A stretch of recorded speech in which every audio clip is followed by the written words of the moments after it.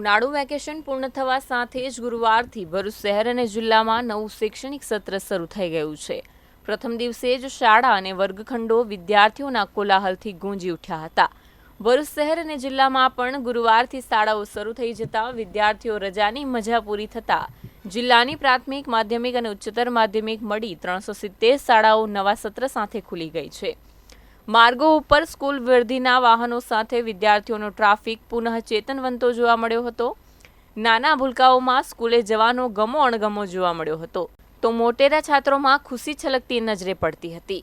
રાજકોટમાં સર્જાયેલા અગ્નિકાંડ બાદ સમગ્ર જિલ્લાની શાળાઓમાં ફાયર સેફટીને લઈને ચેકિંગ હાથ ધરવામાં આવ્યું હતું. ભરૂચ જિલ્લાની 371 પૈકી જંબુસરની બ્રાઇડ લાઇન શાળાને સીલ કરવામાં આવી છે, તો આ તરફ સ્કૂલ વાન તેમજ રિક્ષામાં પણ ફાયર સેફટીના સાધનો બાબતે આરટીઓ અને પોલીસ વિભાગ દ્વારા ચકાસણી કરવામાં આવી રહી છે.